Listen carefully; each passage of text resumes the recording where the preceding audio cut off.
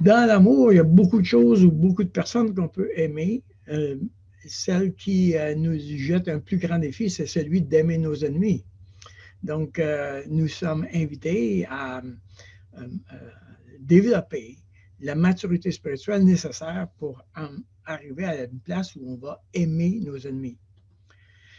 Alors, c'est juste pour se rappeler que nous sommes dans un contexte de conflit lorsqu'il y a opposition et nous avons vu que pratiquement dans toutes les épîtres du Nouveau Testament, il y a des conflits et des conflits dans l'Église.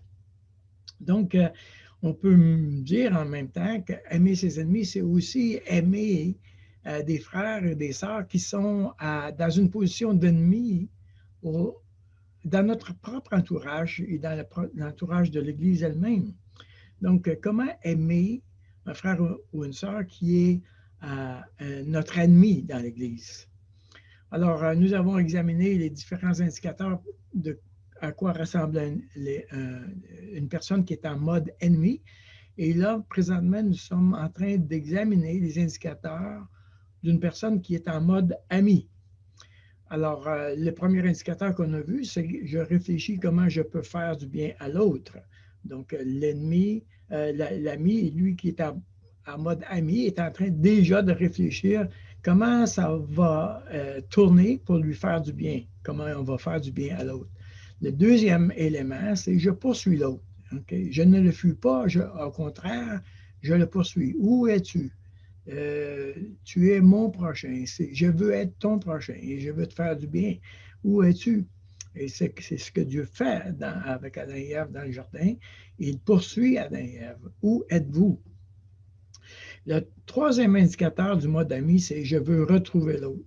Et là, on voit dans Genèse chapitre 3 que Dieu pose des questions à Adam et Ève. Qu'est-ce qui est en train de se passer? Qu'est-ce qui est en train d'arriver pour que vous soyez devenus dans cette situation en conflit avec moi? Dans cette situation, vous êtes devenus mes ennemis. Alors, qu'est-ce qui est arrivé? S'il vous plaît, parlez-moi, racontez-moi qu'est-ce qui est arrivé. Et c'est là où on est. Comment on va retrouver l'autre? Alors, évidemment, la question, c'est qu'est-ce qu'il faut faire pour retrouver l'autre? Que faut-il faire? Donc, nous avons dit qu'il y a deux modes, le mode ami et le mode ennemi. Le mode ennemi, Kadesh, nous parle d'un coup raide, un coup qui ne veut pas plier, alors que le mode ami, Resed, parle de bienveillance. Et pour cette raison, on a mis en lumière qu'il est possible d'être soit en mode ennemi, soit en mode ami dans un conflit. Alors, dans un conflit, il y a généralement un offenseur et un offensé. Donc, maintenant, l'offenseur peut être en mode ennemi ou en mode ami, et l'offensé peut être en mode ennemi ou en mode ami. Donc, si je veux retrouver l'autre, je devrais trouver un chemin qui va me permettre de me réconcilier avec cette personne. Donc, il n'est pas possible qu'il y ait réconciliation aussi longtemps que l'offenseur et l'offensé ne sont pas en mode ami.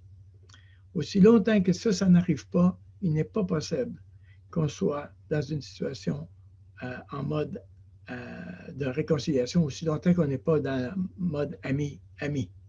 Donc, évidemment, ça veut dire que ce soit pour l'offenseur ou pour l'offensé, dans les deux cas, il faut qu'il y ait un cheminement qui se fasse. Alors, autrement dit, si l'offenseur est en mode ennemi, il doit faire le cheminement nécessaire pour se retrouver en mode ami. Si l'offensé est en mode ennemi, il doit faire le cheminement nécessaire pour se retrouver en mode ami. Donc, dans les deux cas, avant même qu'il y ait une démarche de réconciliation, il faut que l'offenseur et l'offensé aient fait leur propre cheminement individuellement de chacun de leur côté. Pour cette occasion, pour cette séance, nous allons examiner quel est le cheminement que l'offenseur doit parcourir pour revenir en mode ami. Ça ne veut pas dire que le problème est résolu. parce on va entre les deux, parce que ça va se faire dans le temps de la réconciliation. Mais l'offenseur, lui, il a besoin de faire un cheminement pour se rendre à cette place où il va y avoir une possibilité de réconciliation. Donc, quel est donc le chemin de l'offenseur, le cheminement de l'offenseur? Quel est le cheminement qui est nécessaire pour le faire? Donc, si l'offenseur est en mode ennemi, il y a un cheminement à faire. Si l'offenseur est en mode ami, il y a un cheminement à faire. On se rappelle, question de rafraîchir notre mémoire, que le mode ennemi est un mode d'auto-justification. Il ne veut pas vivre l'humiliation, il condamne, il accuse, il se voit comme une victime, il va fuir. Il est en mode ennemi. Malheureusement, on doit admettre que si nous sommes en mode ennemi, généralement, nous sommes dans une place où on ne voit pas la poutre qui est dans notre œil. Donc, on a besoin d'indicateurs qui vont nous aider à identifier que là, présentement, il y a une grosse difficulté dans ma vie personnelle. Et si je suis en mode ami, le mot bienveillance résume bien cette attitude. C'est-à-dire, je veux et je recherche le bien de l'autre en toutes circonstances. Donc, le mode ami et le mode ennemi se côtoient. Donc, qu'est-ce que l'offenseur doit faire quand il est en mode ennemi? Okay. D'abord, évidemment, il faut que je sache que moi, comme offenseur, je suis présentement en mode ennemi. C'est-à-dire que je suis en train de poursuivre, habituellement, je suis en train de poursuivre la justice et je suis en train de me protéger d'un danger. Alors, la première étape ou la première action à faire en mode ennemi, c'est certainement de faire face à ma honte. Ça a été c'est le premier défi que nous avons comme offenseurs lorsque je suis en mode ennemi. On se comprend, ça nous arrive tous, là. On a tous occasionnellement en mode ennemi, donc c'est à nous à identifier cette affaire-là. Qu'est-ce qu'Adam et Ève ont fait comme offenseurs? La première chose qu'ils ont fait, c'est de se cacher, n'est-ce pas? Ils ont voulu cacher la vraie image qu'ils projetaient et se sont fait des ceintures. Le fils cadet a dû faire face à cette même situation où il a dû revenir à lui-même et il s'est dit, j'ai péché contre le ciel et contre mon Père. J'ai mal fait. Je n'ai pas été correct dans cette situation. Donc, le fils cadet devait faire face à la honte pour revenir en mode ami. Le deuxième élément, la Bible a dit, l'homme au regard hautain sera baissé et l'orgueilleux sera humilié. L'Éternel seul sera élevé ce jour-là. Il faut se rappeler que Dieu va intervenir auprès de tout homme et de toute femme qui se justifie. Le salut par les œuvres est totalement contraire à la pensée de Dieu. Donc, quand je ne veux pas faire face à ma honte, je reste en train de tenter de me justifier et de bien paraître. Donc, c'est la première étape.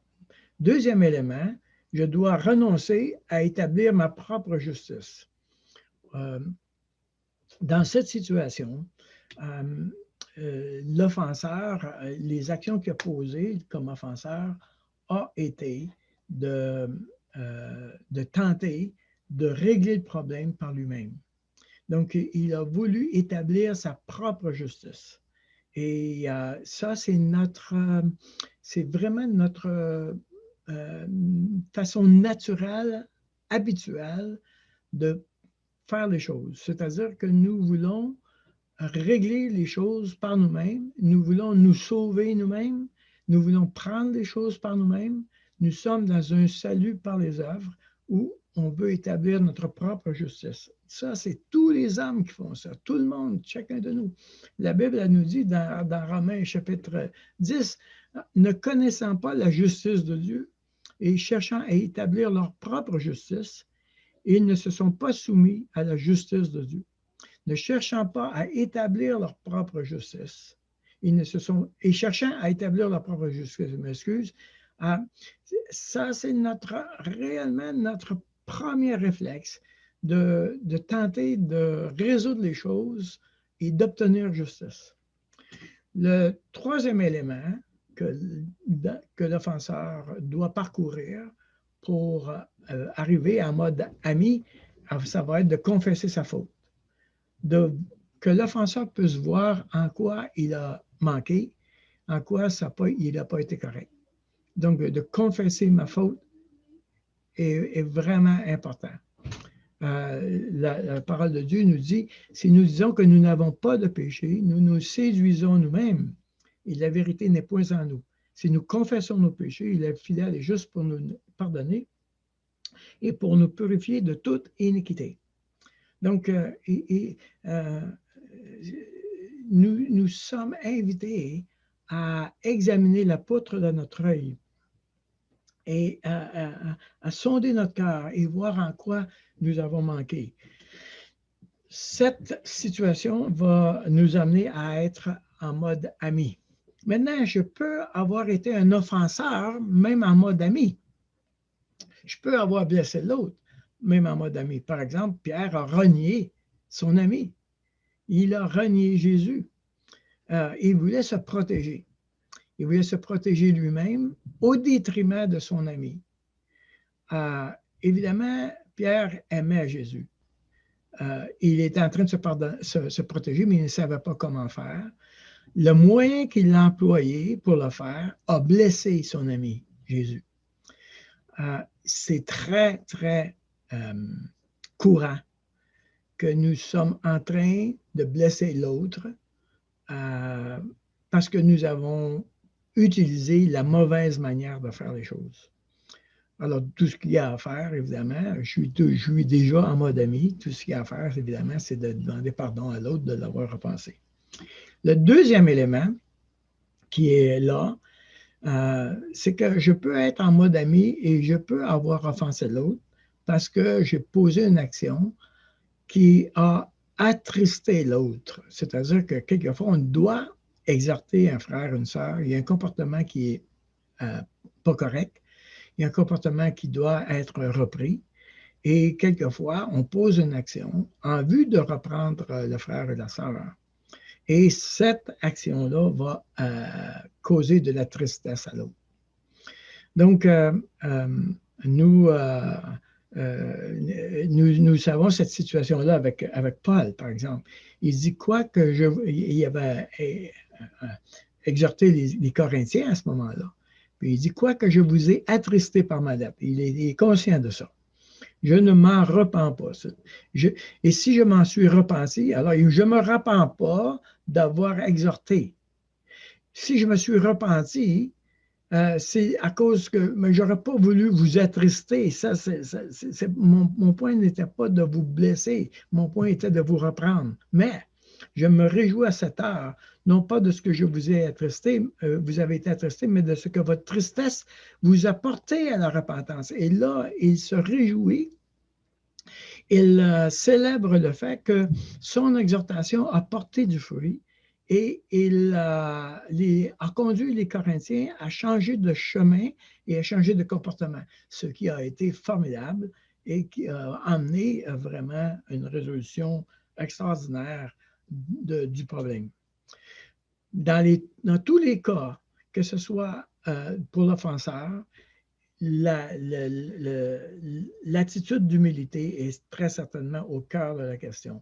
Dieu m'invite, si mon peuple s'humilie, s'il prie, s'il cherche ma face, il y a cet aspect que je dois marcher humblement devant Dieu et devant les hommes. Et l'offenseur doit certainement demander à Dieu de favoriser l'humilité dans son cœur, de la construire et de la nourrir. Alors...